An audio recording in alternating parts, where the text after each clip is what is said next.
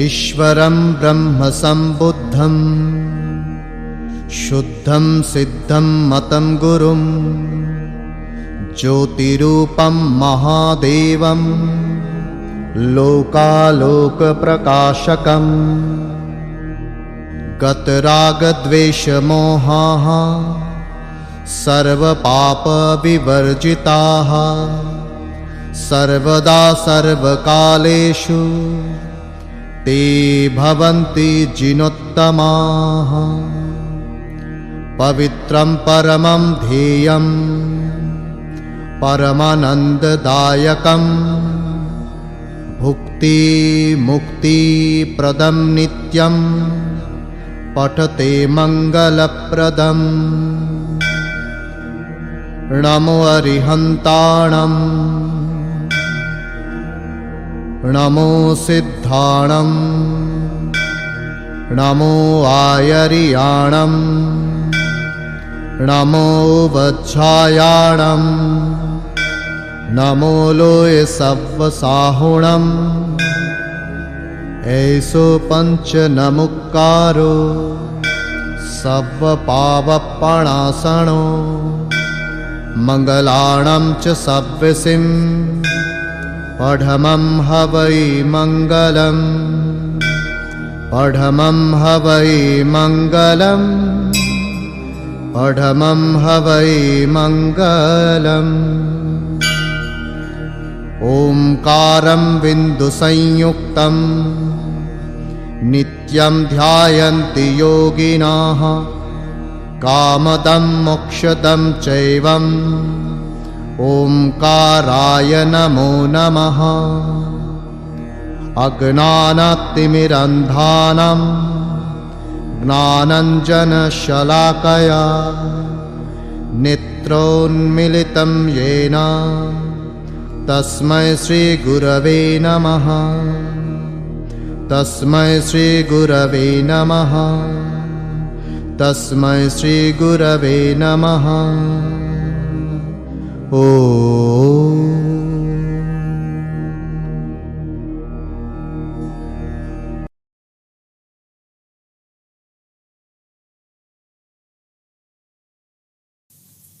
સર્વે આત્માર્થી મુમુક્ષુ ભાઈઓ અને બહેનો, આપણા મંડળ વતી પરમ પૂજ્ય ગુરુજીને વિનંતી કરાતા તારીખ 18-10-2005 આપણા કલ્યાણ અર્થે ફક્ત મુમુક્ષુઓ પ્રત્યેની કરુણાથી આત્મસિદ્ધિ શાસ્ત્રનું શક્ય તેટલું વિવરણ પારાયણના રૂપે શરૂ થયેલ છે. પહેલા સત્રમાં પરમ પૂજ્ય ગુરુજીએ આપણને ગાથા નંબર 1 થી 5 ઉપરનું વિવરણ પરમ કૃપાળુ દેવના અંતરમાં જે મંથન હતું તે શક્ય તેટલું આપણને આપે છે. આત્મસિદ્ધિ શાસ્ત્રની પૂર્વ ભૂમિકા પરમ પૂજ્ય ગુરુજીએ આપેલ તેની સંક્ષિપ્તમાં નોંધ ફક્ત પ્રવચન ક્રમાંક 1ની રિવિઝન અર્થે બાપુના કહેવાથી આપવાનો નમ્ર પ્રયાસ છે. બાપુએ કહ્યું કે 1 થી 5 ગાથા ઉપરની ટૂંક નોંધ આપશે તેવું નથી. હું ફક્ત પહેલા પ્રવચનના જ મુખ્ય અંશ આપું છું, કારણ કે વિવરણ પરમ પૂજ્ય ગુરુજી એ જ કરેલ છે.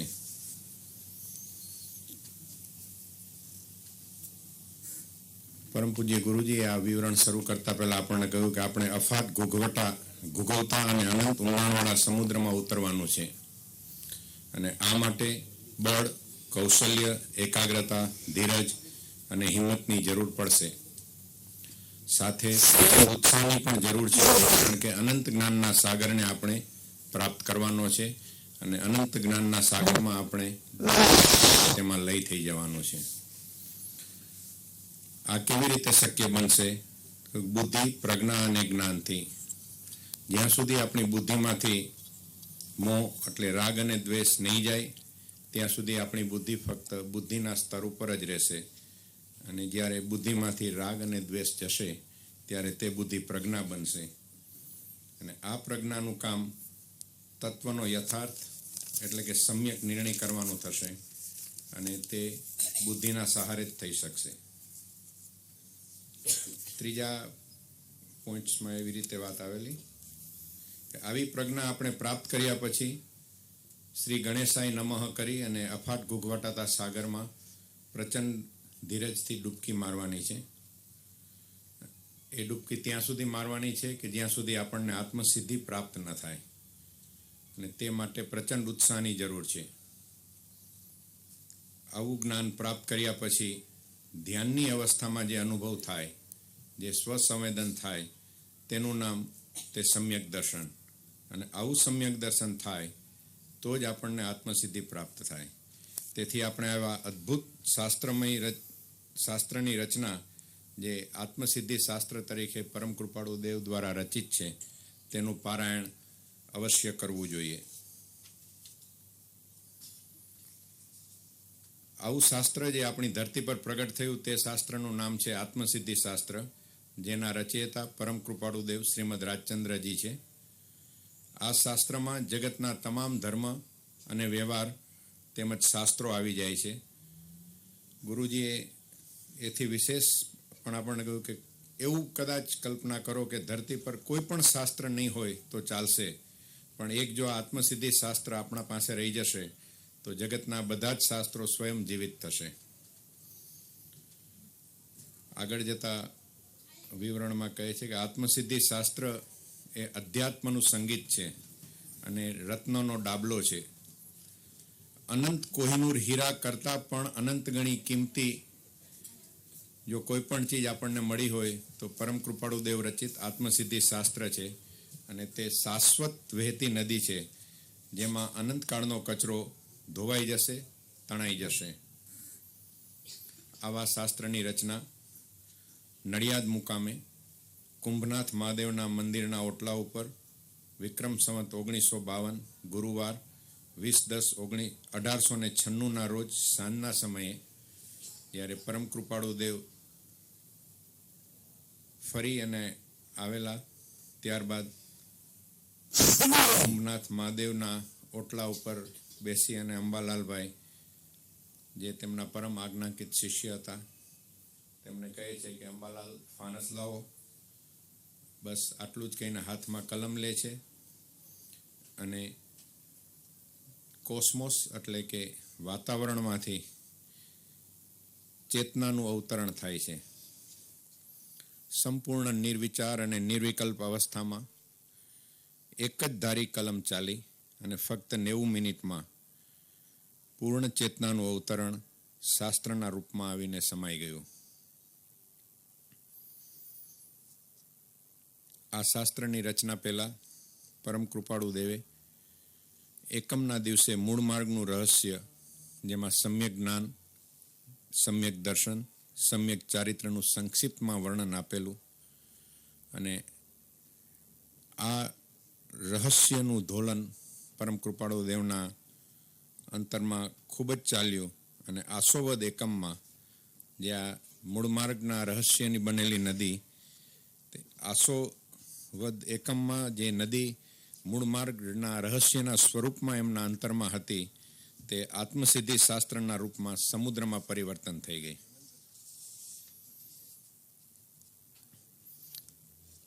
પરમ પૂજ્ય લઘુરાજ સ્વામી અને પરમ પૂજ્ય સૌભાગભાઈ સાથેનો 6 પદનો પત્ર આત્મસિદ્ધિ શાસ્ત્રના નિર્માણમાં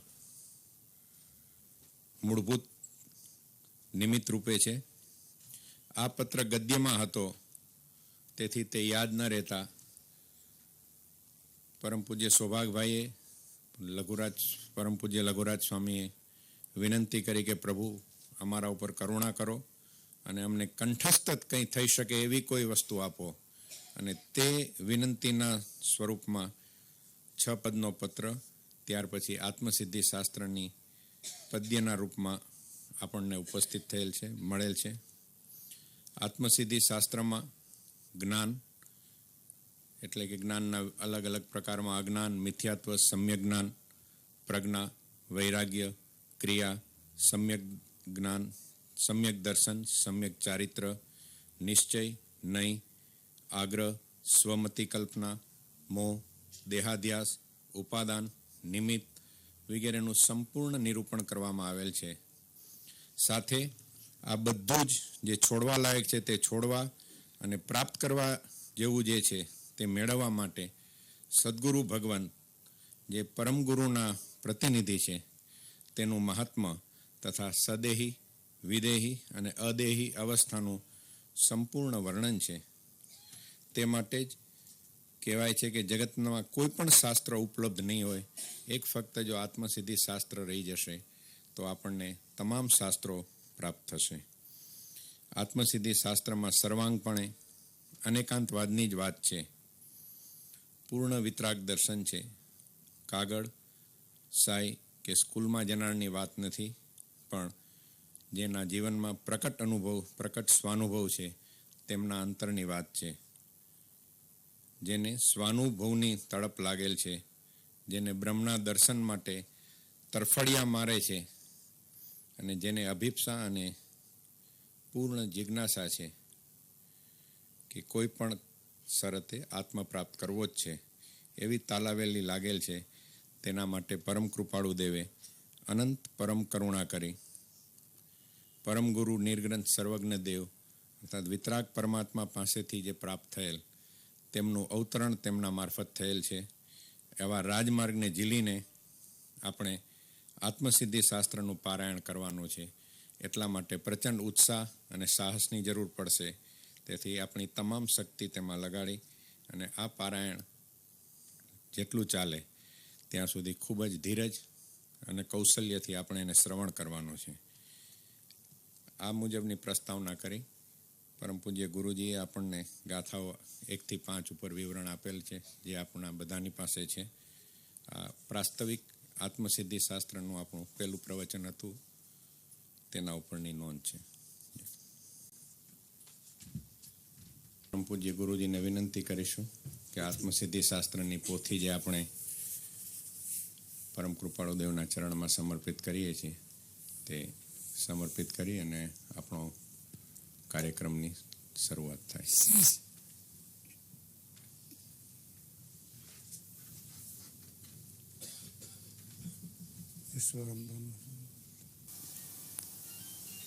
ફરી એકવાર આપણા સૌ ધ્યાન આ પ્રવચનોમાંથી, આ રેખાઓ પરથી અત્યારે સાગરમાં ડૂબકી મારવાની છે. આ ડૂબકી સમય સાથે મારવી પડશે. અને તે માટે આપણી પાસે શાંત અને સ્વસ્થ રહેશે, ધીરજ રહેશે, જાગૃતિ રહેશે, તથ્યપૂર્ણ રહેશે અને મારું સમજવા માટે એક ક્ષમતા પણ રહેશે. સામાન્ય કથાની હતા અને સામાન્ય સમજવાની વાત કરતા વાત, આપણી વાત, અદ્ભુત વાત પરમ કપાળ દેવે કરી છે. પ્રથમ ગાથા 42 સુવિચારણા આ કડી આવે છે. એ પ્રથમની 42 ગાથા ત્યાં સુધીમાં ગાડી આપણી ધીમે ધીમે ચાલશે. આ 42 ગાથાઓ જો બરાબર સમજાઈ જાય તો આગળની 100 ગાથા સમજવામાં સુગમતા થશે. તમામ મર્મ, તમામ ગૂઢ રહસ્યો આ 42 ગાથાઓમાં છે. આ ફાઉન્ડેશન છે. સમજવા માટે પૂરો પ્રયત્ન કરજો. એક વાત, આમાં શું વિચારણા છે? તત્વની વિચારણા છે, દ્રવ્યગુણ પર્યાયની વિચારણા છે, આધ્યાત્મની વિચારણા છે અને જીવનના ઊંડા રહસ્યોની વિચારણા છે. બીજી વાત, સાધનાની સમગ્ર પ્રક્રિયા 42 ગાથાઓમાં છે. બરાબર સમજાઈ જો જાય તો સાધના શું કરવી ને કેવી રીતે કરવી એ કોઈને પણ આપણે પૂછવું નહીં પડે. એવી અદ્ભુત વ્યવસ્થા આ 42 ગાથાઓમાં છે. આમાં માર્મિકતા પણ છે. ગંભીર રહસ્યો પણ છે, સાધનાનો નિષ્કર્ષ પણ છે અને આધ્યાત્મ શાસ્ત્રના તમામ સિદ્ધાંતો આ 42 ગાથાઓમાં સમાવી લેવામાં આવ્યા છે. સમાવી લેવામાં આવ્યા છે એમ કહેવા કરતા સમાઈ ગયા છે. ચર્ચાનો પ્રારંભ કરતા પહેલા એક ભલામણ, એક સૂચના, એક ચેતવણી પરમ કૃપાળુ દેવે આપી છે. એ ચેતવણી 22મી ગાથામાં આપી છે. પણ એ ગાથા આપણે પહેલા જોઈએ છે, કારણ એનાથી આપણી ભૂમિકા તૈયાર થશે. એમાં મહત્વનું સૂચન છે. શાસ્ત્રોને સમજવાના માટે માત્ર બુદ્ધિ જોઈએ એમ નહીં, પણ શાસ્ત્રના ઊંડા રસોને સમજવાના માટે એક ઊંડી ચાવી છે, એક અદ્ભુત ચાવી છે. અને આ તત્વ વિચાર, આ પારમાર્થિક વિચાર, આ આધ્યાત્મિક સત્યો કોણ પામી શકશે, કોણ સમજી શકશે અને કોના લક્ષ્યમાં આવશે એનું ચિત્ર આ ગાથામાં દોરેલું છે. આ એટલા જ માટે એમ કહું કે આધ્યાત્મિક જગતમાં 2 જ મહત્વના પાત્રો છે. એક પાત્ર મુમુક્ષુ અને એક પાત્ર મતાર્થી. હોય મુમુક્ષુ જીવતે પામે એ વિચાર, હોય મતાર્થી જીવતે લે અવલો નિર્ધાર. બહુ વેદના છે આ ગાથામાં અને સ્પષ્ટતા પણ છે. અમે જે કહીએ છીએ, જ્ઞાની પુરુષોએ જે કહ્યું છે, તીર્થંકર દેવોએ જે કહ્યું છે, વિતરાગ પુરુષોએ જે કંઈ કહ્યું છે અને કહે છે, કોણ સમજી શકશે, કોણ લક્ષ્યમાં લે છે, કોના સમજમાં આવશે? એ સમજવા માટે શું થવું પડશે? માત્ર બુદ્ધિ નહીં, તીક્ષ્ણ બુદ્ધિ નહીં, માત્ર બુદ્ધિ નહીં, પણ સમજવાના માટે અંતરની અવસ્થા પણ જોઈશે. અને અંતરની જે અવસ્થા એને કહેવાય છે મુમુક્ષુતા. મુમુક્ષુતા એ અંતરની અવસ્થા છે, ચેતનાની અવસ્થા છે, અંદરમાં બનેલી ઘટના છે, પરિવર્તનનો સંકેત છે, ટર્નિંગ પોઈન્ટ છે. આપણું જીવન અહીંથી બદલાય છે. ઘટના ઘટે છે, અંદર એક અવસ્થા પ્રાપ્ત થાય છે. મુમુક્ષુતા એટલે માત્ર વૈરાગ્ય નહીં, મુમુક્ષુતા એટલે માત્ર મોક્ષની અભિલાષા નહીં, મુમુક્ષુતા માત્ર સંસારનો કંટાળો નહીં, મુમુક્ષુતા માત્ર ભવ નિર્વેદ નહીં, મુમુક્ષુતા અંતરની ચેતનાની અદ્ભુત એક અવસ્થા છે. જે અવસ્થામાં સત્ય સમજાય, જે અવસ્થામાં પરમાર્થ સમજાય, જે અવસ્થામાં આધ્યાત્મિક સત્યો સમજાય, જે અવસ્થામાં યથાર્થ સાધના થાય, જે અવસ્થામાં સમ્યક આરાધના થાય, એની સામેનો પાત્ર મતાર્થી. મતાર્થી નાસ્તિક નથી, મતાર્થી અધાર્મિક નથી. મતાર્થી ધાર્મિક પણ હોઈ શકે છે, કર્મકાંડ કરનાર પણ હોઈ શકે છે, શાસ્ત્રજ્ઞ પણ હોઈ શકે છે, સાધુ પણ હોઈ શકે છે, આચાર્ય પણ હોઈ શકે છે, અનેક શાસ્ત્રોનો જ્ઞાતા પણ હોઈ શકે છે, હજારો શિષ્યોનો ગુરુ પણ હોઈ શકે છે. અને આવો હોવા છતાં એ મતાર્થી હોઈ શકે છે. અને મતાર્થી એનું એક જ લક્ષણ, સત્યને સત્યના સ્વરૂપમાં સમજવાને બદલે, સત્યને યથાર્થ સ્વરૂપમાં સમજવાને બદલે એ આવડું સમજે છે, નિર્ણય કરે છે પણ આવડો કરે છે, નિશ્ચય કરે છે પણ આવડો કરે છે. એની ભૂલ એ આવડું સમજવાની ભૂલ છે. અને જ્યાં સુધીમાં આપણે સમજણ આવડી હશે ત્યાં સુધીમાં યથાર્થ સમજણ પ્રાપ્ત નહીં થાય.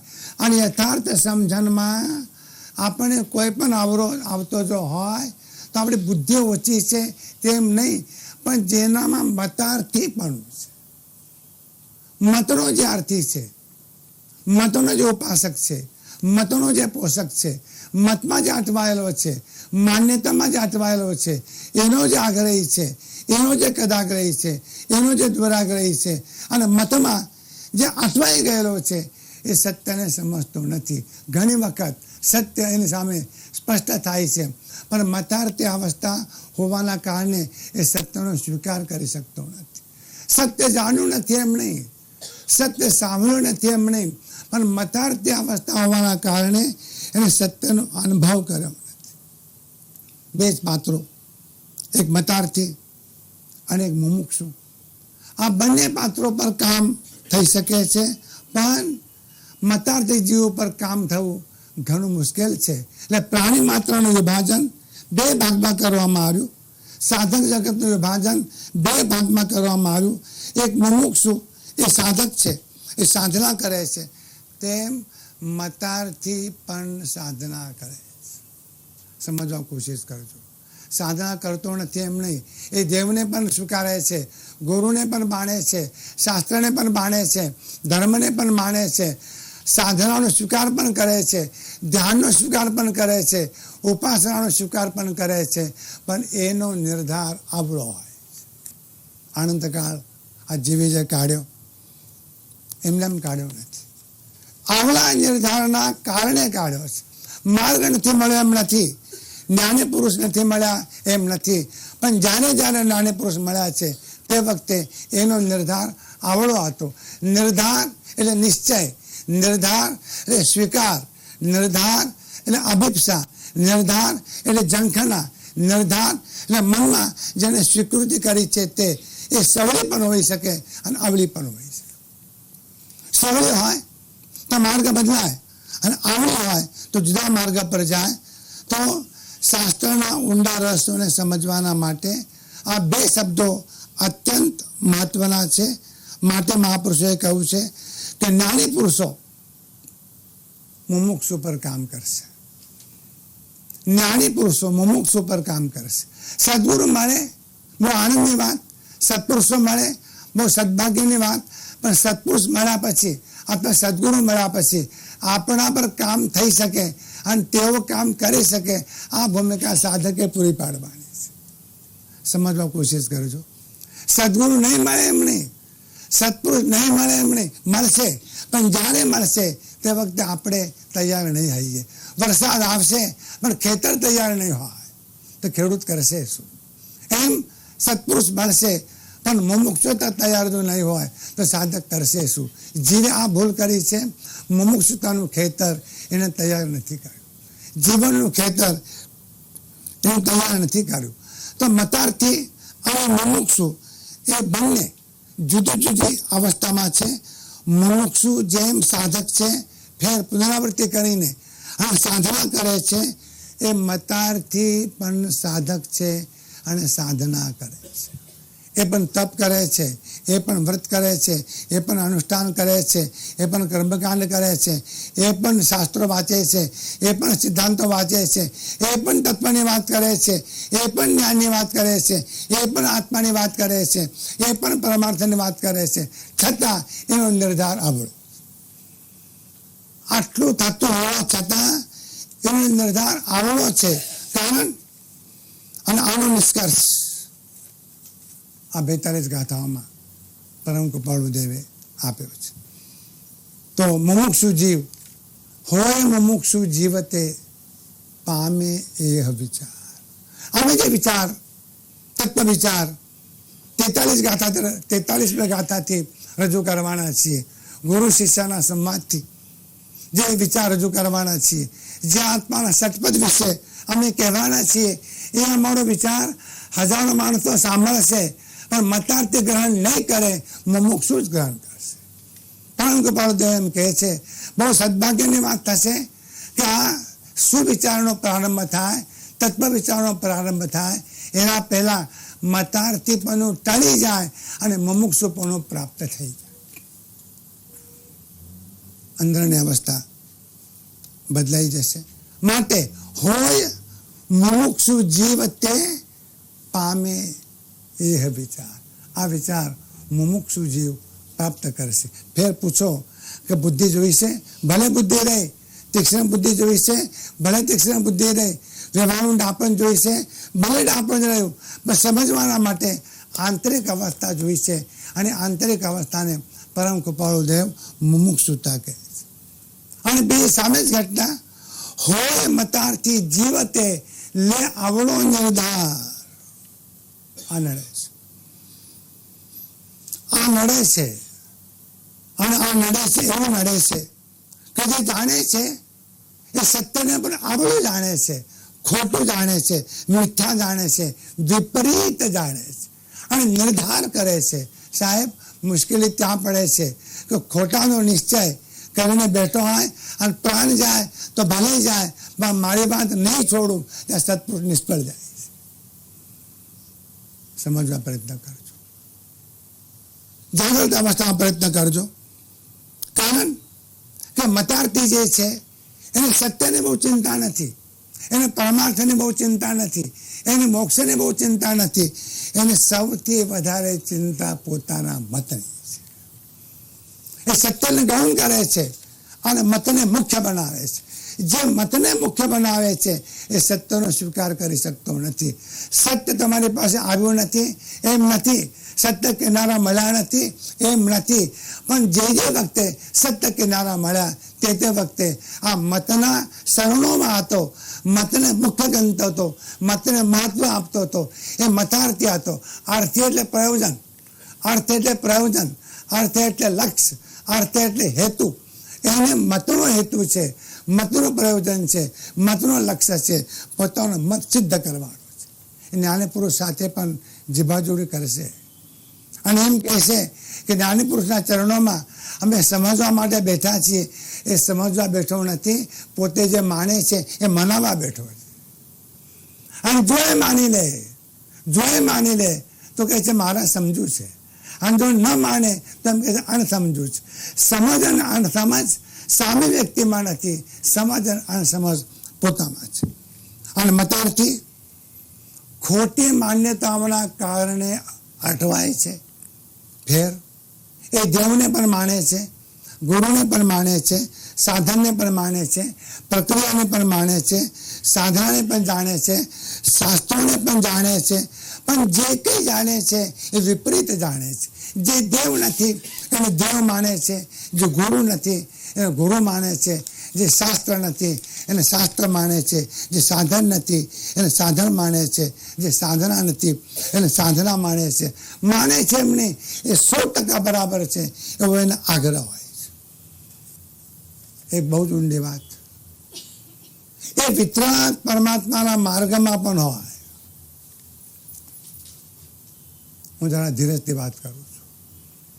આ જૈન પરંપરાની બહારની જે વ્યક્તિઓ છે એની વાત તો બરાબર છે, પણ વિતરાગ પરમાત્માના શાસનમાં પણ હોય અને મોટો સાધક પણ હોય અને છતાંય મતાર્થી હોય. મુશ્કેલ છે. આપણને એમ થાય કે વિતરાગ પરમાત્માના શાસનમાં છે, એમ આપણને થાય. જ્ઞાની પુરુષો એમ કહે છે કે તમે વિતરાગ પરમાત્માના માર્ગમાં હોવા છતાં પણ મતાર્થી હોઈ શકો છો. માટે મતાર્થીનો સિદ્ધ અર્થ કરવો જો હોય તો જેનામાં હજુ મિથ્યાત્વ જીવંત છે એને કહેવાય છે મતાર્થી. જેનામાં દર્શન મોહનું સામ્રાજ્ય છે એને કહેવાય છે મતાર્થી. જેના પર મિથ્યાત્વની સત્તા છે એને કહેવાય છે મતાર્થી. જેમ મંજનાપન કર્યું હોય અને ઘેનમાં હોય, તમે ગમે તે વાત કરો પણ એ સમજશે નહીં. એ મિથ્યાત્વના ઘેનમાં સત્ય વાતને સમજી શકતો નથી અને માટે જ બધું આવડું હતું. ભગવાન મહાવીર પાસે આવતા પહેલા અને થોડાક જ કલાકો પહેલા ઇન્દ્રપુત્રી મિથ્યાત્વી હતા. ભગવાન મહાવીર સ્વામીજી પાસે આવતા પહેલા ગંધર ગૌતમ સ્વામીજી થોડા કલાકો પહેલા મિથ્યાત્વી હતા. યજ્ઞ મંડપમાં બેઠા હતા, 500 શિષ્યો હતા, મંત્રોનો ઉચ્ચાર કરતા હતા. આખા ભારતનો સૌથી મોટો વિદ્વાન હતો અને ભારતભરના વિદ્વાનો તે એકત્ર થયેલા હતા. યજ્ઞ જેવું મહત્વનું કામ કરતા હતા, પણ તે વખતે પણ એમનો નિર્ધાર આવડો હતો અને મતાર્થી પણ. થોડીક ક્ષણો પછી ભગવાન મહાવીર પાસે આવ્યા. હજુ વાત કરી નથી, હજુ મળ્યા નથી, માત્ર જોયા છે. અને જોતાની સાથે જ એક એટમોસ્ફિયર, એક ગુડ એટમોસ્ફિયર કામ કરે છે. ભગવાન મહાવીરના મધુર શબ્દો, ઇન્દ્રપુત્રી આવ્યા, અને એ શબ્દમાં આમંત્રણ હતું, એ શબ્દમાં કોલ હતો, એ શબ્દમાં આહ્વાન હતું. અને પછી બીજી વાત કરે છે કે તમને જે ગૂંચવણ થાય છે, તમને જે ગૂંચવાડો થાય છે, એ ગૂંચવાડામાં જે શાસ્ત્રના શબ્દો તમારી પાસે છે એ શાસ્ત્રોના શબ્દોના અર્થ તમને બેસાડતા આવડતા નથી, માટે ગૂંચવાડો થાય છે. તમને નવાઈ લાગશે. આ ઇન્દ્રપુતિ તે વખતના ભારતનો સૌથી શ્રેષ્ઠ વિદ્વાન, હજારો શિષ્યોનો ગુરુ, હજારો પંડિતો એના ચરણોમાં બેસતા હતા, લાખો માણસો એની સેવામાં રહેતા હતા, પણ એમને આત્મા વિશે શંકા હતી, આત્મા છે કે નહીં. સાહેબ, આટલું બધું કર્યા પછી મૂળ શંકા તો રહી જ ગઈ. જ્યાં શંકા ત્યાં ગણે શંકા. આ સૌથી મોટી શંકા આત્મા છે કે નહીં. અને મજાની વાત, આત્મા છે કે નહીં આ શંકા જે થઈ એ માત્ર વેદમાં આવેલા સૂત્રોના કારણે, પણ વેદમાં આવેલા સૂત્રોના કારણે થઈ એમ કહેવા કરતા એમનો આવડો નિર્ધાર હતો માટે જ.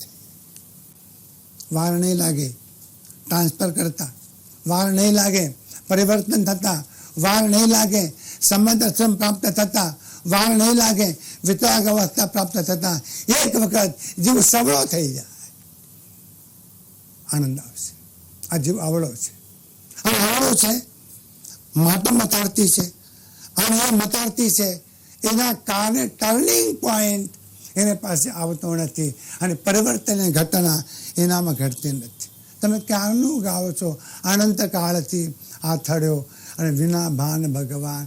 તમે આ રોજ બોલો છો, અનંત કાળથી આથડ્યો, પણ પૂછો તો ખરા કે ભાઈ શું કરવા આથડ્યો, શું કરવા ટીચાણો, શું થયું, આથડ્યો કેમ, બન્યું શું, ઘટના શું ઘટી, એક શબ્દ યાદ કરજો, લે આવડો નિર્ધાર.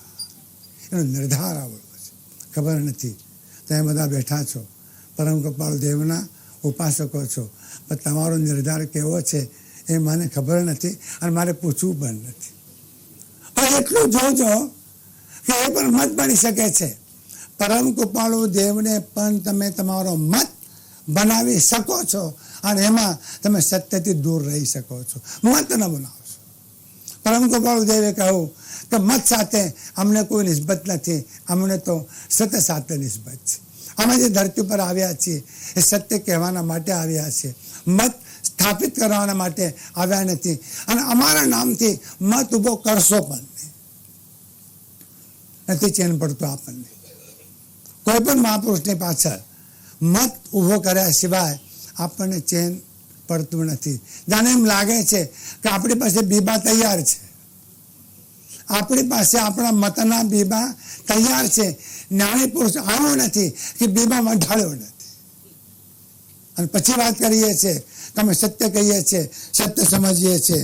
મહાન ભગવાન જ્યારે મળ્યા ત્યારે ઇન્દ્રભૂતિમાં ટર્નિંગ પોઈન્ટ આવ્યો. આવો ટર્નિંગ પોઈન્ટ આવી શકે છે જીવમાં, પણ જીવને પોતાનો નિર્ધાર સબળો કરવો પડે. અને એટલા જ માટે સત્પુરુષો કહે છે અમારા બે કામ છે. સદગુરુઓ કહે છે અમારા બે કામ છે.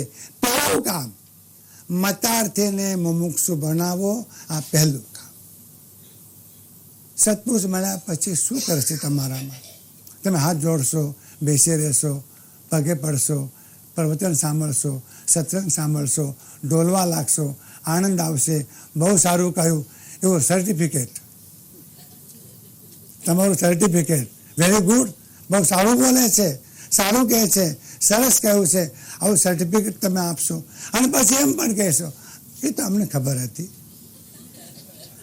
અમે જાણતા જ હતા, નવું કંઈ નથી, પણ ઠીક જરા એમને કહેતા આવડે છે, અમને કહેતા નથી આવડતું. થયું, સત્પુરુષને તોડ્યા, તમે સદગુરુને તોડ્યા, એમની સાથે, એમની ચેતનાની સાથે કોઈ સંબંધ નહીં થાય. સત્પુરુષના બે કામો છે, એક મતાર્થીને મુમુક્ષુ બનાવવા, એક કામ, અને બીજું કામ મુમુક્ષુને સમ્યક દ્રષ્ટિ બનાવી વિતરાગ બનાવવા. વિતરાગ બનશો તમે, સમ્યક દ્રષ્ટિ બનશો તમે, પુરુષાર્થ કરશો તમે, પ્રયત્ન કરશો તમે, મહેનત કરશો તમે, પ્રચંડ પુરુષાર્થ કરશો તમે, પણ સત્પુરુષ તે વખતે હાજર હશે, ઓનલી પ્રેઝન્ટ. એને હાજરીથી જ કામ થાય છે. સૂર્ય નથી કહેતો કે દરવાજા ઉઘાડો અને તમે બેઠા થાવ, સૂર્ય નથી કહેતો સૂર્ય આકાશમાં આવે છે અને તમે બેઠા થાવ. ફૂલ નથી કહેતું કે અમારી પાસે આવો, પણ ફૂલની સુગંધ આવે છે, ત્યાં ફૂલની પાસે જાઓ છો. નદી નથી કહેતી કે અમારે ત્યાં પાણી પીવા આવો, પણ તરસા હો તો નદી પાસે પાણી પીવા જાઓ છો. સત્પુરુષ એ મુમુક્ષુને સમ્ય દ્રષ્ટિ બનાવીને વિતરાગ બનાવવાનું કામ સત્પુરુષ કરે છે. મોહથી મુક્ત બનવાનું કામ સત્પુરુષ કરે છે. અજ્ઞાનથી મુક્ત કરવાનું કામ સત્પુરુષ કરે છે. જ્ઞાની પુરુષને જગતના જીવો સાથે કોઈ પણ જાતનો વ્યક્તિગત સંબંધ નથી.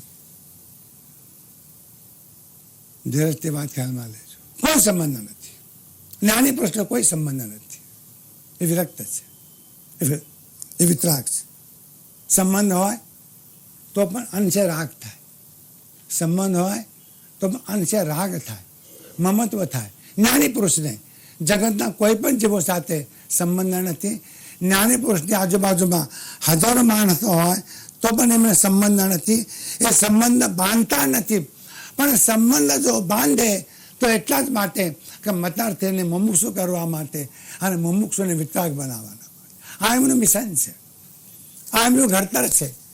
આ એમને ઘડતરનું કામ કરવાનું છે. તમારે પ્રશંસા પ્રાપ્ત થાય, તમારા વખાણ પ્રાપ્ત થાય, તમે માન આપો, તમે મોટાઈ આપો, તમે પ્રતિષ્ઠા આપો, એ પોષવાના માટે સત્પુરુષ તમારી સાથે સંબંધ રાખતા નથી. અને એક છેલ્લી વાત, તમારે કોઈ પણ ભૌતિક ઈચ્છાઓ પૂરી કરવા માટે સત્પુરુષો સંબંધ રાખતા નથી. તમારી પાસે ઘણી બધી માગણીઓ છે, ઘણી બધી માગણીઓ છે. તમે તો માગતા જ આવ્યા છો. એક અર્થ આપણે માગવાના જ છીએ. ભગવાન પાસે પણ માગીએ, સત્પુરુષ પાસે પણ માગીએ, સદગુરુ પાસે પણ માગીએ. જ્ઞાની પુરુષો કહે છે કે સત્પુરુષ અને સદગુરુ સંબંધ જોડતા નથી, પણ જો જોડે છે તો મુમુક્ષુતા પ્રાપ્ત થાય અને વિતરાગતા પ્રાપ્ત થાય. એના માટે સંબંધ જોડે છે. વિચાર કરજો, સત્પુરુષ સાથે સંબંધ જોડતા વિચાર કરજો. પાછળથી મૂંઝવણ થશે, આ શું થયું, આ શું થયું. પણ સત્પુરુષ તો એમ કહે છે તો જ અમારી પાસે આવો કે જ્યાં મુમુક્ષુતા પ્રાપ્ત કરવાની હોય, જ્યાં વિતરાગતા પ્રાપ્ત કરવાની હોય. તો ગાથા જોઈ લઈએ 22મી, પછી 6ઠ્ઠી ગાથાનો પ્રારંભ આપણે કરીએ છીએ. 22મી ગાથા એ વચમાં છે. આગળ જે વાત કરવાની છે એના માટે પણ ચેતવણી ત્યાં આપશે, અને હવે જે વાત કરવાની છે એના માટેની ચેતવણી પણ અહીંથી આપશે. હોય મુમુક્ષુ જીવતે સમજે એહ વિચાર, હોય મતાર્થી જીવતે આવળો લે નિર્ધાર. અંબાલાલભાઈની અદભુત ટીકા છે આના પર.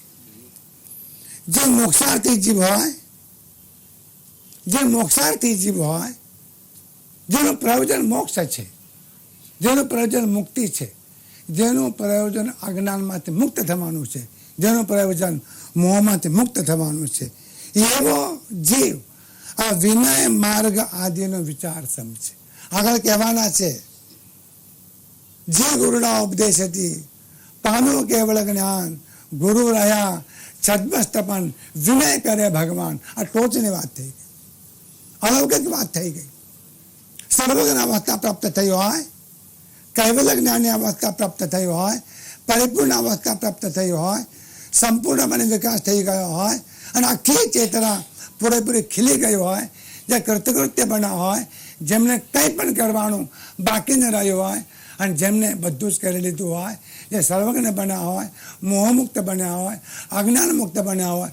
કોઈક વખત એવી ઘટના ઘટે કે શિષ્ય કે સર્વજ્ઞ બને અને ગુરુ છદ્મસ્ત રહે. આવી ઘટના કોઈક વખત આ ધરતી પર ઘટી છે. ગુરુ રહ્યા છદ્મસ્ત પણ ગુરુ છદ્મસ્ત રહ્યા હોઈ શકે. શિષ્ય આગળ ન જાય એવું હોઈ શકે નહીં. શિષ્યને પ્રતિબંધ નથી આગળ જવાનો. જૈન દર્શનમાં તો જે પુરુષાર્થ કરશે એ આગળના સ્થાનકોમાં જશે. તો ગુરુ રહ્યા છદ્મસ્ત પણ ગુરુ છદ્મસ્ત રહ્યા છે. એક વાત કે જ્યાં સુધીમાં એમને ખબર ન પડે ત્યાં સુધીમાં વિનય કરે ભગવાન. ભગવાન વિનય કરે, કોઈ જરૂર નથી. એ બહાર છે, એ બહાર છે, એ તમામ વ્યવસ્થાની બહાર છે. તમામ આચાર સંહિતાની બહાર છે, તમામ કર્મકાંડની બહાર છે, તમામ સીમાઓની બહાર છે, તમામ મર્યાદાઓની બહાર છે. એમને કશું જ કરવાનું નથી. અને છતાં પણ એમ નથી કહેતા ગુરુ મહારાજને કે મહારાજ મને કેવળ જ્ઞાન થયું. અદ્ભુત વાત છે. કેવળ જ્ઞાન જેને થયું એ મને કેવળ જ્ઞાન થયું છે એવું જાહેર કરતા નથી.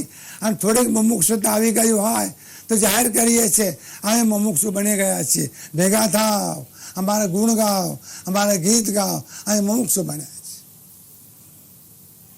આ માર્ગ જુઓ, જ્ઞાની પુરુષ ઊંચી હાઈટ ઉપર છે. ગુરુ રહ્યા મસ્તબન વિનય કરે ભગવાન. આમાં કઈ કૃત્રિમતા નથી, નિયમ નથી. તમામ પ્રકારની આચાર સંહિતાને બહાર હોવા છતાં, તમામ પ્રકારના નિયમોને બહાર હોવા છતાં, નિયમાતીત હોવા છતાં એક અવસ્થા એવી આવે છે કે આ નિયમાતીત છે, કોઈ નિયમ લાગુ નથી પડતો, કોઈ નિયમ લાગુ નથી પડતો. એવી અવસ્થા પ્રાપ્ત થયેલી હોવા છતાં પોતાના મુખેથી અમે કેવળ જ્ઞાની છીએ એમ શિષ્ય જાહેર કરતા નથી અને ગુરુને કહેતા નથી. એમ કહેવું છે પરમ કૃપાળુ દેવને. આવી ઊંચી વાત અમે જ્યારે કરીએ છીએ ત્યારે હોય મુમુક્ષુ જીવતે સમજે એ વિચાર. આ વિચાર બીજાઓ સમજી નહીં શકે. હજાર વિકલ્પો આવશે અને તમને પણ આવતા હશે. કેમ સર્વજ્ઞ પરમાત્મા કહે નહીં કે મને જ્ઞાન થયું છે? કેમ સર્વજ્ઞ પરમાત્મા વિનય કરવાનું બંધ કરતા નથી? શું લખી આપ્યું છે કે સર્વજ્ઞ થાય તોય પણ વિનય કરો એવું કંઈ લખી આપ્યું છે? શાસ્ત્રનું કોઈ આજ્ઞા છે? કોઈ વિકલ્પ જ્ઞાની પુરુષો કરતા નથી. વિકલ્પ છે જ નહીં. પણ એક મુમુક્ષુ જીવ સમજે એ વિચાર આને જે મતાર્થી હોય તેનો આવડો નિર્ધાર લે છે. કેવી રીતે?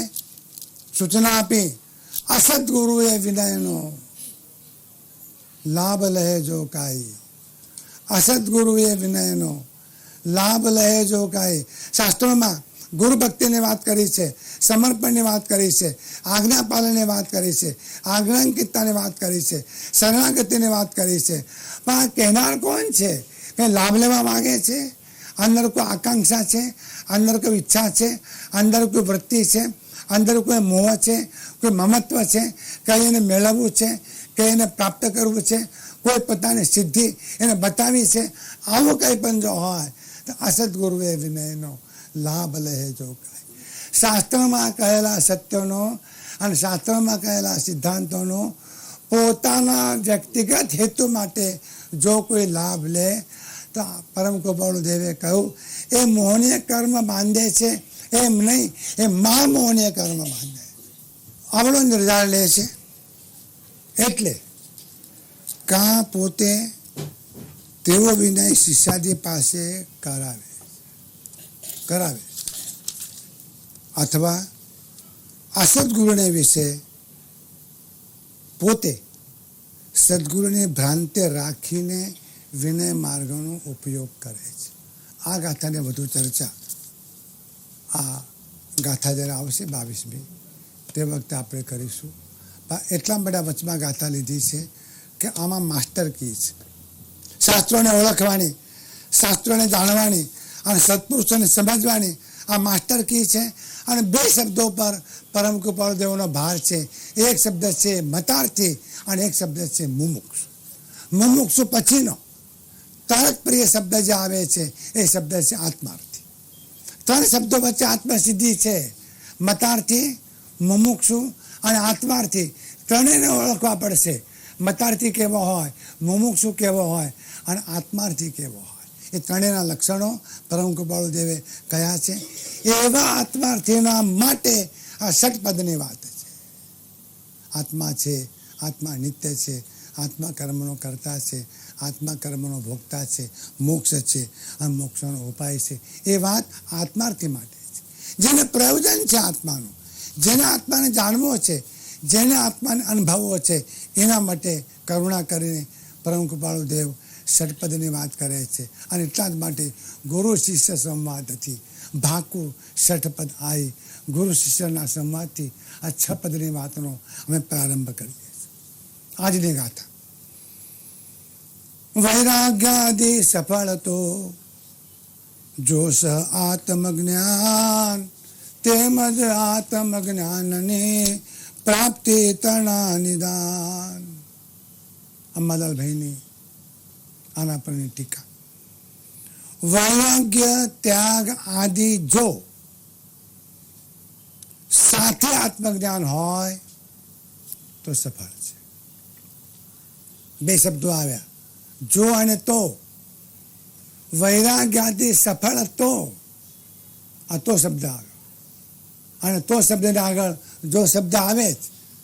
ભાષાની રચના જ એવી છે કે તો બોલો તો જો આવે, અને જો બોલો તો પણ આવે. વૈરાગ્યાદિ સફળ આત્મજ્ઞાન હોય તો, અથવા આત્મજ્ઞાનની પ્રાપ્તિના હેતુ છે. અને જ્યાં આત્મજ્ઞાન ન હોય ત્યાં પણ જો તે આત્મજ્ઞાનને અર્થે કરવામાં આવતા હોય તો તે આત્મજ્ઞાનની પ્રાપ્તિના હેતુ બની શકે છે. દુનિયાભરના ધર્મો મોટાભાગે સદગુણની વાત કરે છે, સત્કર્મોની વાત કરે છે, શુભ પ્રવૃત્તિઓની વાત કરે છે. અને મોટાભાગના ધર્મો સદગુણ વૃદ્ધિ એ જ ધર્મ છે એવી સૂચનાને ભલામણ કરે છે. માનવીય સદગુણો અતિથિ સત્કાર, માતા પિતાની સેવા, ન્યાય સંપન્ન વૈભવ માનવીય સદગુણો. ધાર્મિક સદગુણો અહિંસા, સત્ય, સદાચાર, અપરિગ્રહ આ ધાર્મિક સદગુણો. અને આધ્યાત્મિક સદગુણો વૈરાગ્ય, ત્યાગ, કરુણા, મુમુક્ષુતા, પ્રેમ, સદભાવના, તિતિક્ષા, તત્વ વિચાર આધ્યાત્મિક સદગુણો. તો માનવીય સદગુણો, ધાર્મિક સદગુણો અને આધ્યાત્મિક સદગુણો અહીં સુધી લગભગ મોટા ભાગના ધર્મો પહોંચ્યા છે. પરમ કૃપાળુ દેવ એક ડગલું આગળ જાય છે. બહુ મહત્વની વાત છે. એક ડગલું આગળ. વિતરાગ પરમાત્માના શાસ્ત્રો એક ડગલું આગળ જાય છે. એમ કહે છે તમે સદગુણોની વૃદ્ધિ કરી, સારી વાત. ધાર્મિક ગુણો કેળવ્યા, સારી વાત. આધ્યાત્મિક ગુણો કેળવ્યા, સારી વાત. પણ એક વાત સમજી લેજો કે આ તમારા સદગુણો, આ તમારી સાધના, આ તમારા વ્રતો, આ તમારા અનુષ્ઠાનો સફળ ક્યારે થશે? વૈરાગ્યાદિ સફળ તો. વૈરાગ્ય, ત્યાગ, કરુણા, દયા, આંતરંગ વૃત્તિવાળી ક્રિયા એ બધી તો સફળ થાય જો સહ આત્મજ્ઞાન, સાથે આત્મજ્ઞાન હોય તો. બીજું ના પડ્યા. વૈરાગ્ય હોય, અહિંસાથી ગુણો હોય, નિત્યમત્તાથી ગુણો હોય, અને આત્મજ્ઞાન ન હોય, ન પણ હોય, અને આત્મજ્ઞાન જો ન હોય તો વૈરાગ્ય, ત્યાગ આદિ ગુણો સફળ થાય નહીં. કારણ કે વૈરાગ્ય ત્યાગ એ લક્ષ્ય નથી, એ હેતુ છે. વૈરાગ્ય ત્યાગ અંતિમ ગંતવ્ય નથી, એ માર્ગ છે. વૈરાગ્ય ત્યાગ એ સીધો હેતુ નથી, એ પ્રાપ્તિ માટેનો ઉપાય છે. શું મેળવવું છે, શું પ્રાપ્ત કરવું છે? માત્ર અનુભવ કરવો છે, આત્મ અનુભવ કરવો છે. આત્મજ્ઞાન થાય અને આત્મ અનુભવ થાય એના માટે આ સમગ્ર જીવનની પ્રક્રિયા છે. તો ત્યાગ હોય, વૈરાગ્ય હોય, કરુણા હોય, અંતરંગ ક્રિયા હોય, વૃત્તિઓના નિરોધ કરવા માટેના વ્રતો હોય. પણ યાદ રાખજો કે સાથે આત્મજ્ઞાન હોય તો એ સફળ. અને ધારો કે આત્મજ્ઞાન નથી, એવી અવસ્થા પ્રાપ્ત થઈ નથી, તો બીજું ઓપ્શન, બીજું સૂત્ર આત્મજ્ઞાનની પ્રાપ્તિના એ હેતુ બની જાય. આત્મજ્ઞાનની પ્રાપ્તિમાં હેતુ બની જાય. અને એ પણ પરમ કૃપાળુ દેવ આમાં જાહેર કરે છે કે આત્મજ્ઞાન એ માત્ર વાંચવાથી પ્રાપ્ત નહીં થાય. આત્મજ્ઞાન માત્ર તત્વ ચર્ચાથી પ્રાપ્ત નહીં થાય. આત્મજ્ઞાન માત્ર ગ્રંથો કંઠસ્થ કરવાથી નહીં થાય. આત્મજ્ઞાન માત્ર પારાયણ કરવાથી નહીં થાય. આત્મજ્ઞાન માટે વૈરાગ્ય જોઈશે, ત્યાગ જોઈશે, અને અંતરંગ અવસ્થા પણ જોઈશે. આપણને શાસ્ત્રો વાંચવા હોય સારું લાગે છે, સમય પસાર થાય છે, ટાઈમ મારો જાય છે, અને વાંચવાની મજા આવે છે. શાસ્ત્ર મજા માટે. થોડું પિક્ચર છે કે મજા લેવાની હોય.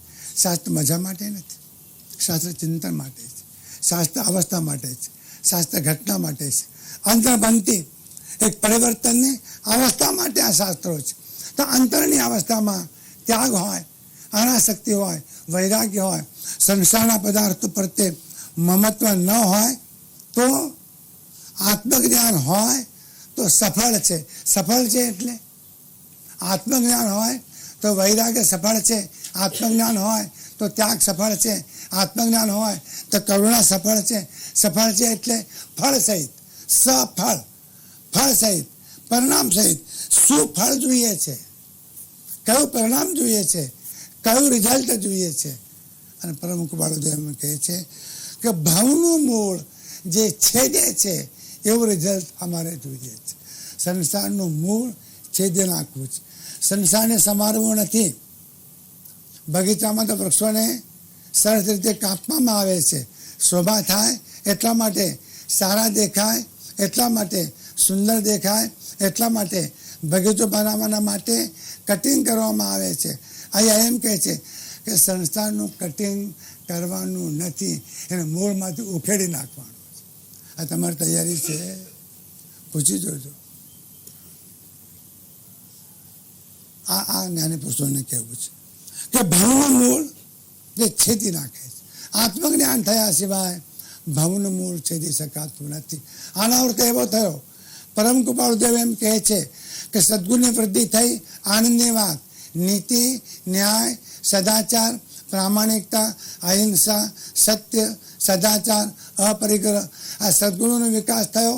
આનંદની વાત, તમે સુપ્રવૃત્તિ કરો છો, આનંદની વાત, સત્કર્મો કરો છો, આનંદની વાત, અને સાથે સાથે વૃત્તિનું નિરાકરણ થાય એ માટે પ્રયત્ન કરો છો, આનંદની વાત. પણ અમારે જાણવું છે કે સાથે આત્મજ્ઞાન છે.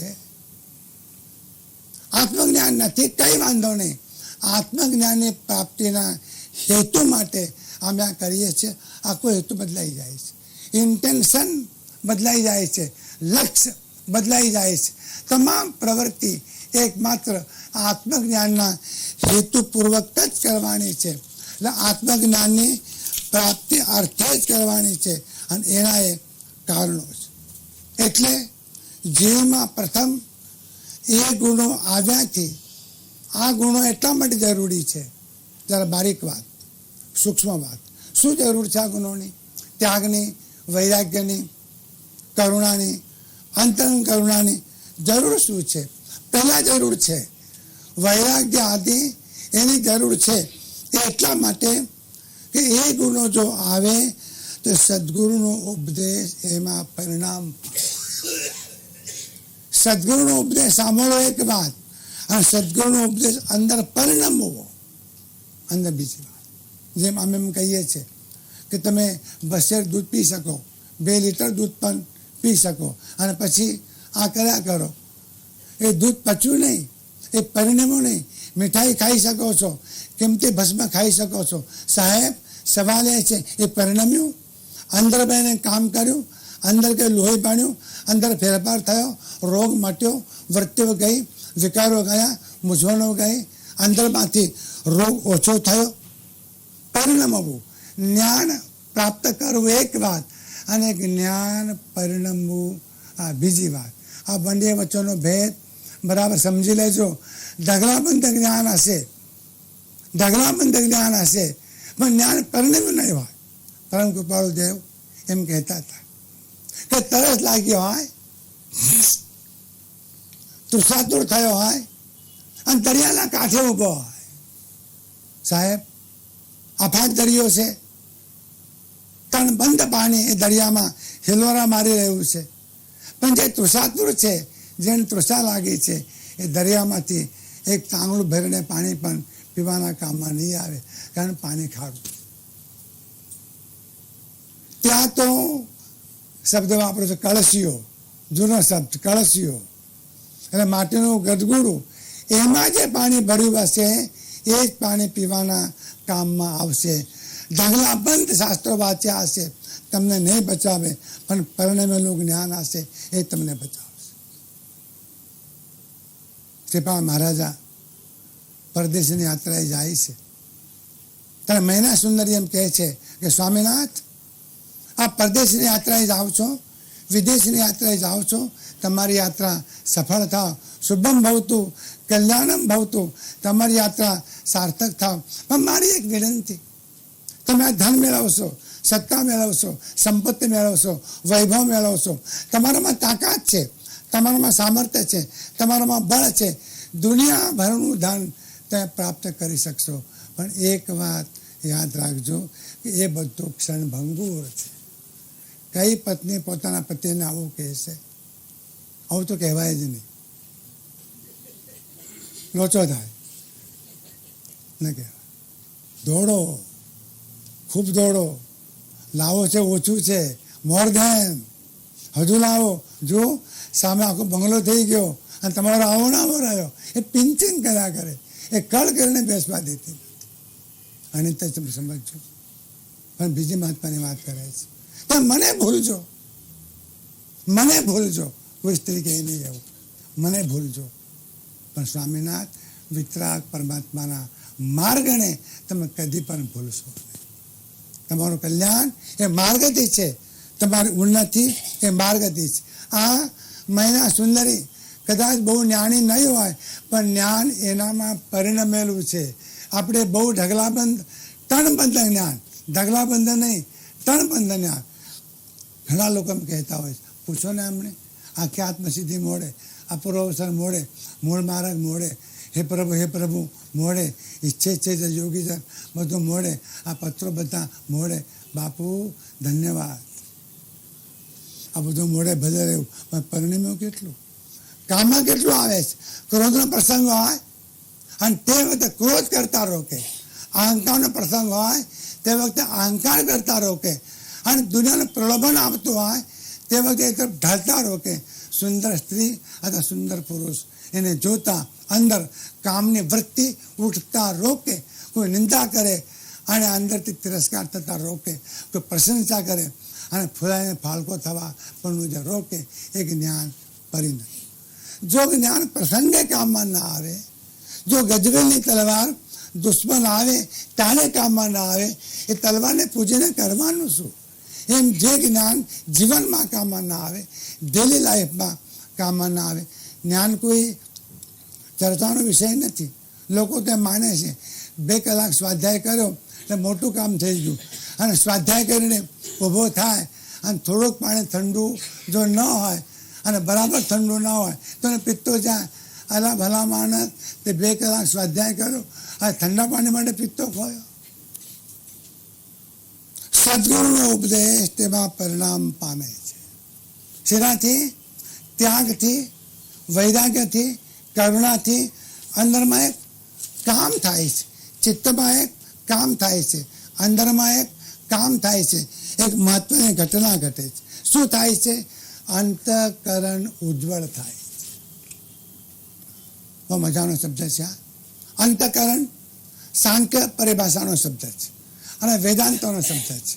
જૈન પરંપરામાં તો મન એ શબ્દ છે, અથવા ચિત્ત એ શબ્દ છે. સાધનામાં અંતઃકરણ ઉજ્જવળ હોય, ચિત્ત શુદ્ધ હોય, મન શુદ્ધ હોય એ અનિવાર્ય છે. કારણ કે શુદ્ધ મન વિના સદગુરુનો ઉપદેશ અંદર પરિણામ પામતો નથી. ફેર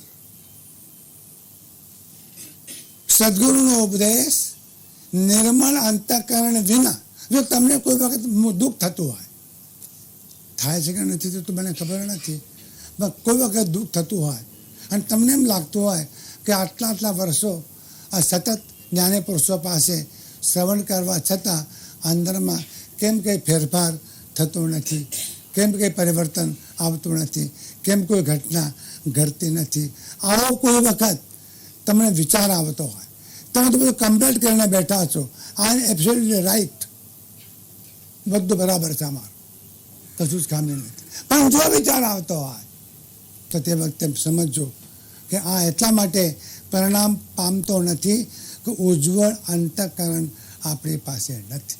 જે દર્પણમાં મોઢું જોવું છે એ દર્પણ ચોખ્ખું જોઈશે, જે કપડાં પહેરવા છે એ કપડાં ડાઘ વગરના જોઈશે, જે ચાદર ઓઢવી છે એ ચાદર મેલીને જોઈએ. એમ જે અંતઃકરણથી કામ લેવું છે એ અંતઃકરણ નિર્મળ જોઈએ.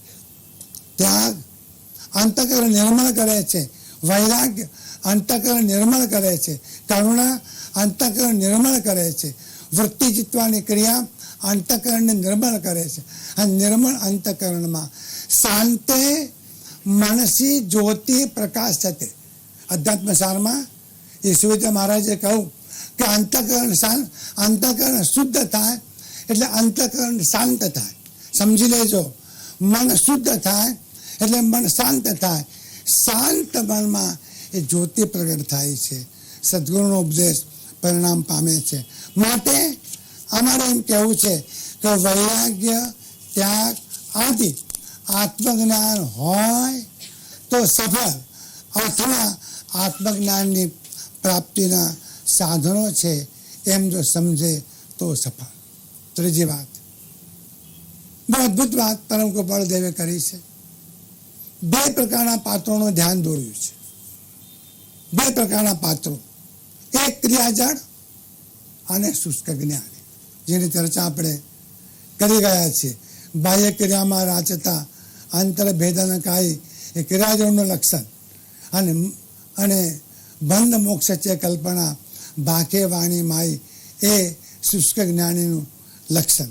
તો જે ક્રિયાજળ છે એને એમ કહ્યું કે ભાઈ તું અનુષ્ઠાન કરે છે, અવ્રતાથી કરે છે, પણ યાદ રાખ, માત્ર કાયા રોકવી એ કે આત્મજ્ઞાનની પ્રાપ્તિનો હેતુ નથી. બાહ્ય કર્મકાંડમાં આપણે કાયા રોકાય, આપણું શરીર રોકાય, સ્વાધ્યાય કરતા હો, પ્રાર્થના કરતા હો, ભક્તિ કરતા હો, પ્રતિક્રમણ કરતા હો, સામાયિક કરતા હો, ઓનલી બોડી, માત્ર શરીર રોકાય એ કે આત્મજ્ઞાનની પ્રાપ્તિનો હેતુ નથી. શું કહેવા માંગે છે? તમે ન કરશો એમ પરમ કૃપાળુ દેવ કહેતા નથી. મોટી મુશ્કેલી છે.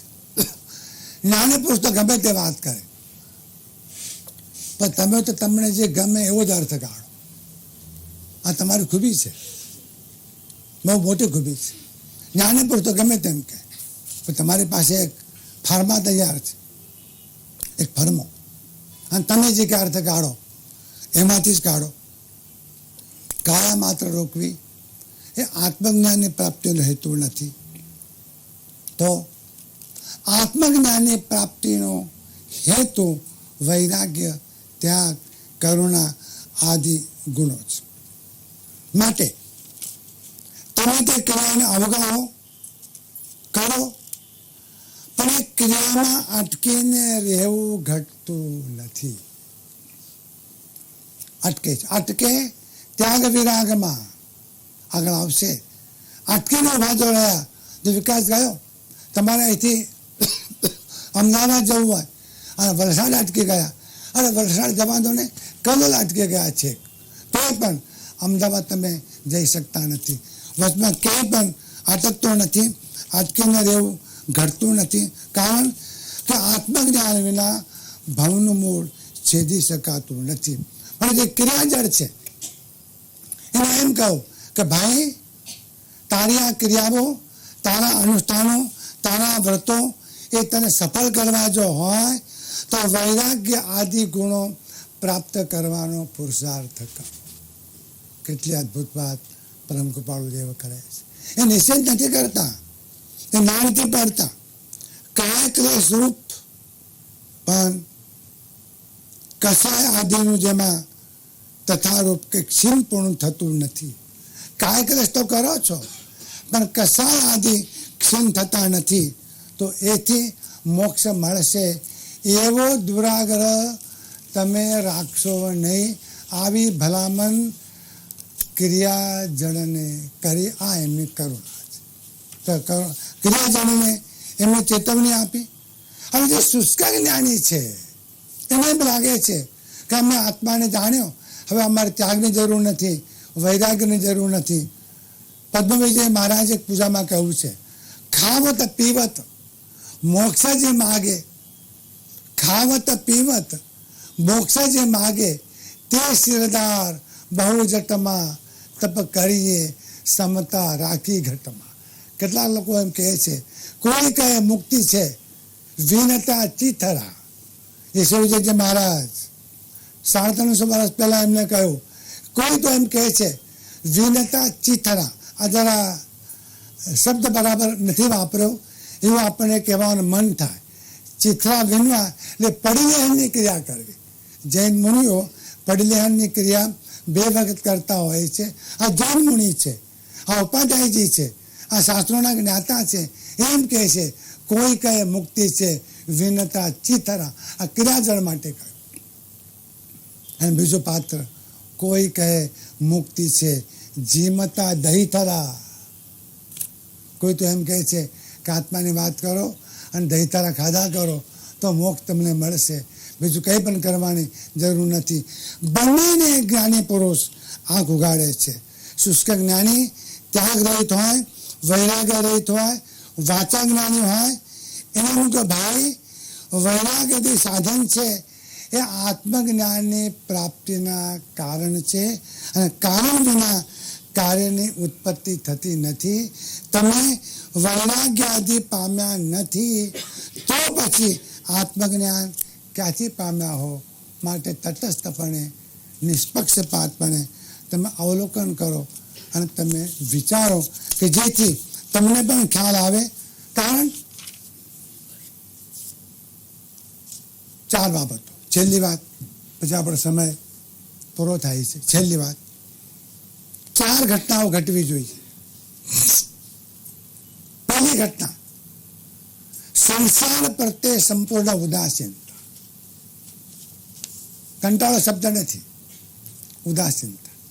ઉદાસીનતાનો અર્થ જાણીને, સમજીને, વિચારીને અને સમ્યક પ્રકારનો નિર્ણય કરીને એમાંથી વૃત્તિને પાછી વાળવી, એને કહેવાય છે ઉદાસીનતા.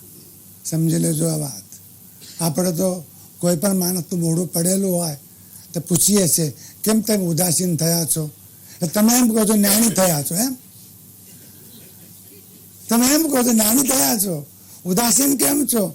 અરે ઉદાસીનતા એટલે પડેલું મોઢું કે ચડેલું મોઢું એ ઉદાસીનતા નથી. ચક્રવર્તી હોય, 6 ખંડોનો માલિક હોય, ધરતી સત્તા તળે હોય, દુનિયા પરની સંપત્તિ એના હાથમાં હોય, પણ એને જાણ્યું છે, એને જાણ્યું છે કે એનો સ્વભાવ કેવો છે, એને જાણ્યું છે એની અવસ્થા કેવી છે.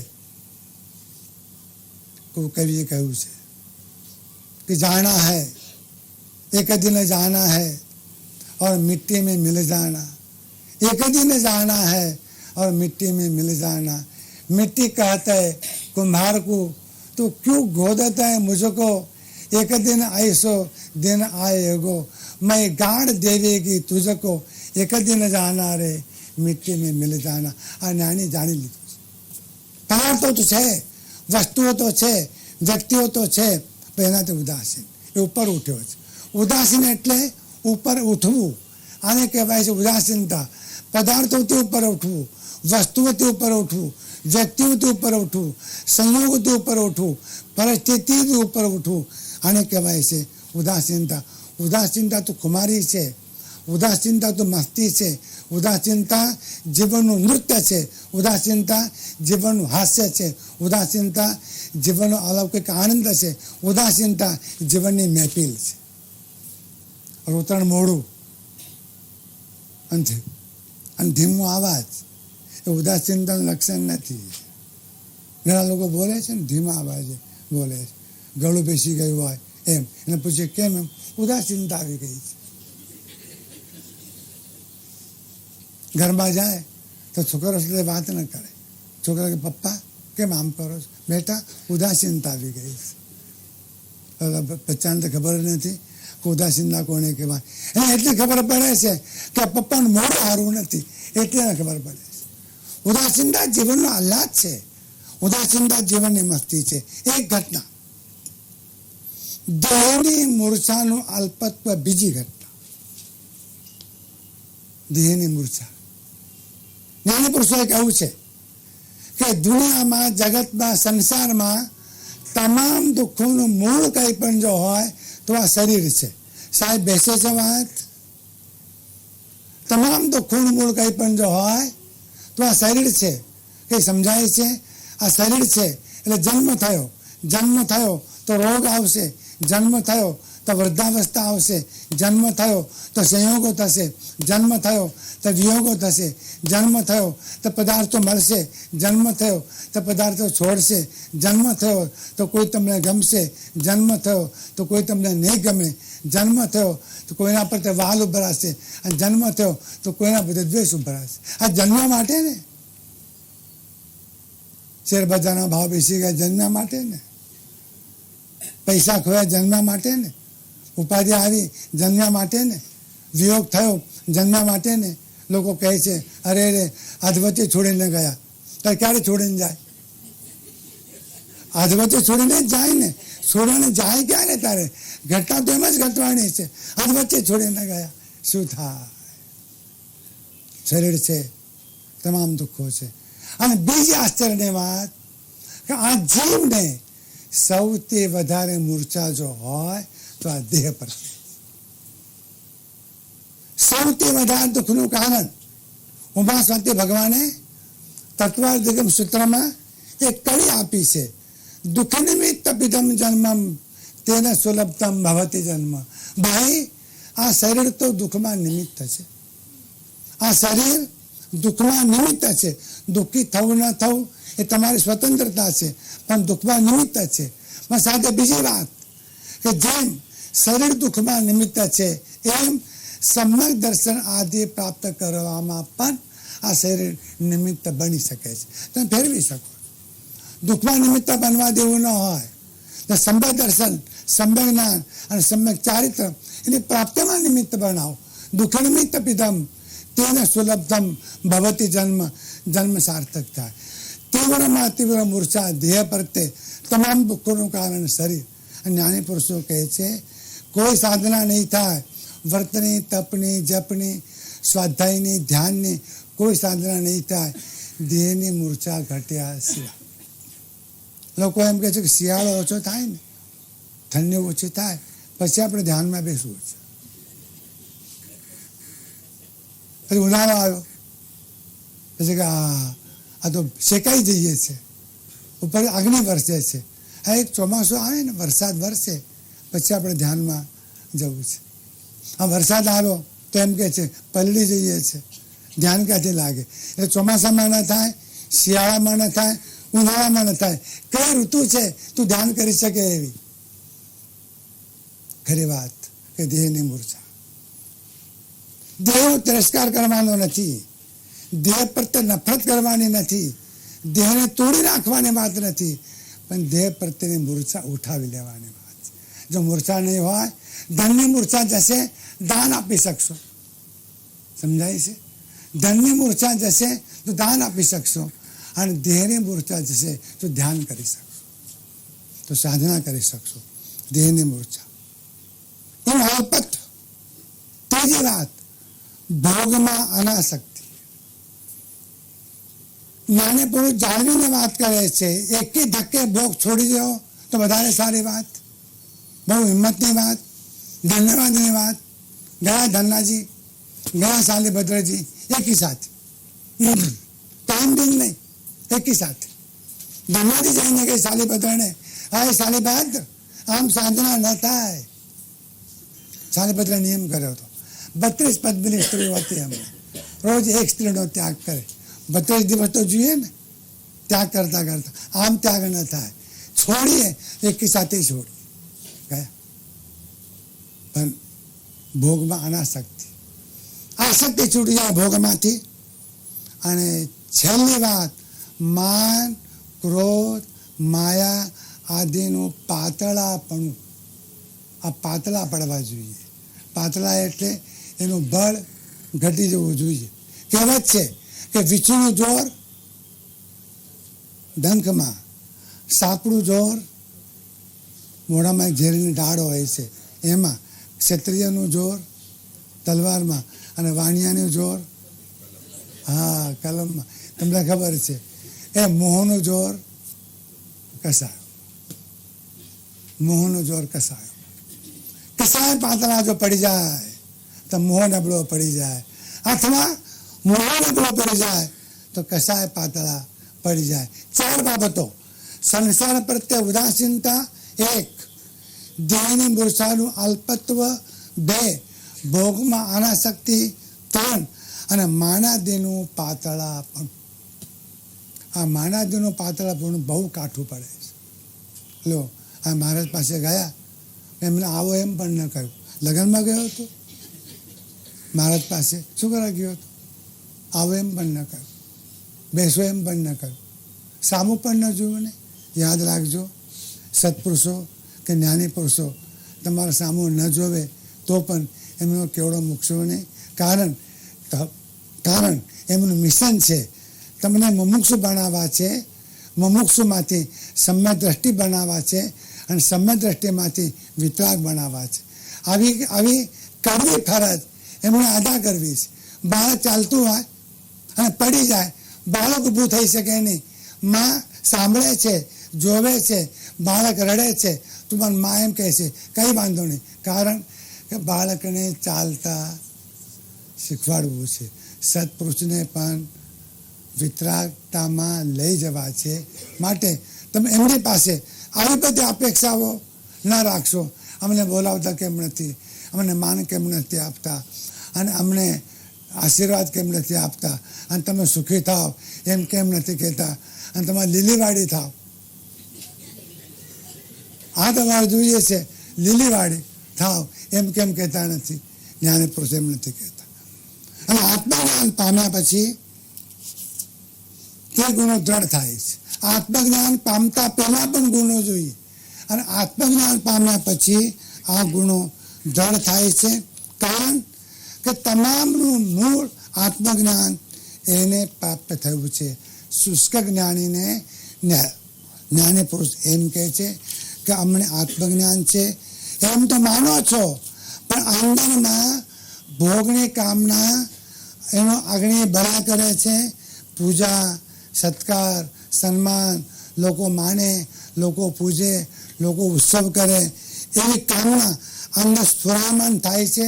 અને એના કારણે ઓછું વધતું જો થાય તો આકુલતા, વ્યાકુલતા પણ થાય છે. આ તમારા ખ્યાલમાં કેમ નથી આવતું? માટે તમારે પણ ત્યાગ વૈરાગ્યની જરૂર છે. માત્ર જ્ઞાની કેવડાવવું એથી કામ પૂરું નહીં થાય. એક જ ગાથામાં મહત્વની વાતો પરમ કૃપાળુ દેવે કરી. વૈરાગ્યાદિ સફળ તો જો સહ આત્મજ્ઞાન અથવા આત્મજ્ઞાનની પ્રાપ્તિ તના નિદાન. તો આત્મામાં આ સાધનો ઉત્પન્ન કરો તો એનાથી આત્મજ્ઞાનની સન્મુખતા થાય, અને સન્મુખતા જો થાય તો જીવનમાં આવી અવસ્થા પ્રાપ્ત થાય. ધન્યવાદ. આટલા ધીરજપૂર્વક સાંભળ્યું એ માટે ધન્યવાદ. વાત કઠિન છે, થોડી શુષ્ક પણ છે, અને મારી એક વિનંતી કે તમે વાંચીને આવતા હશો તો વાંચીને આવજો, પણ અમારી પરીક્ષા કરવા ના આવશો. તે કહું છું. કેવું કહે છે, જેવું છે એવું કહીએ છીએ. એમાં કેવું કહે છે એ સવાલ જ ક્યાં છે, પણ ઊંડાણથી સમજવાની તૈયારીની સાથે આવજો કે આ સમજવું છે. અનનોન, કંઈ પણ જાણતા નથી, બિલકુલ કોરી સ્લેટ જો હશે અને કંઈ પણ ચિત્રામણ કરેલી નહીં હોય તો અમને લગતા ફાવશે. પણ મુશ્કેલી એ છે કે સ્લેટ ઉપર એટલી ચિત્રામણ છે કે ભૂસી નાખતા વર્ષો લાગી જાય છે. ત્યાં ભૂસીને આવો તો જીવનમાં આનંદની પ્રાપ્તિ થાય. બને એટલા ઝડપથી આ ગાથાઓ લેવી છે, પણ 42 ગાથા સુધી જરા ગાડી ધીમે ધીમે ચાલશે, પછી એ ગાડી જરા સ્પીડ પકડશે. અને 42 ગાથામાં જો કામ થઈ ગયું, મતારથી મટી ગયા અને મુમુક્ષુ જો બની ગયા, તો 42 ગાથા આવતા પહેલાં આ ઘટના જો ઘટી ગઈ તો આ હોલમાં મોટો ઉત્સવ ઉજવીશું આપણે કે મુમુક્ષુ થયા અને મતારથી મટ્યા. એવી મતારથી પણ જાય અને મુમુક્ષુતા પ્રાપ્ત થાય તો જીવન ધન્ય બની જાય. ફેર એક વખત ધન્યવાદ. અને ધીરજપૂર્વક સાંભળ્યું એ માટે ધન્યવાદ. દરેકના અંતરકમાં રહેલા પરમાત્માને સહજાનંદે શુદ્ધ સ્વરૂપી અવિનાશી હું આત્મ સ્વરૂપ. સહજાનંદે શુદ્ધ સ્વરૂપી અવિનાશી હું આત્મ સ્વરૂપ. शुद्ध बुद्ध हूँ मुक्त निरंजन अविनाशी हूँ आत्मस्वरूप। शुद्ध बुद्ध हूँ मुक्त निरंजन अविनाशी हूँ आत्मस्वरूप। सहजानंदे शुद्ध स्वरूपी अविनाशी हूँ आत्मस्वरूप।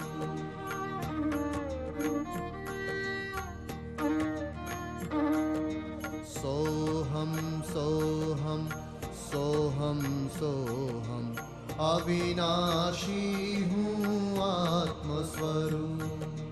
सोहम सोहम सोहम सोहम अविनाशी हूँ आत्मस्वरूप। शुद्ध बुद्ध हूँ मुक्त निरंजन अविनाशी हूँ आत्मस्वरूप। शुद्ध बुद्ध हूँ मुक्त निरंजन अविनाशी हूँ आत्मस्वरूप। सहजानंदे शुद्ध स्वरूपी अविनाशी हूँ आत्मस्वरूप।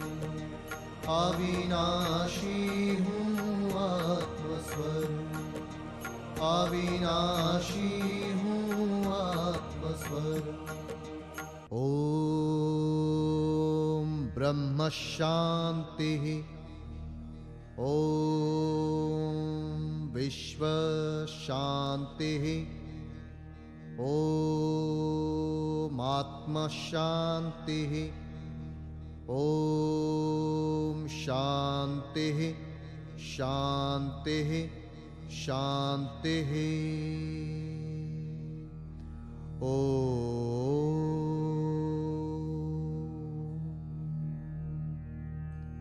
ओम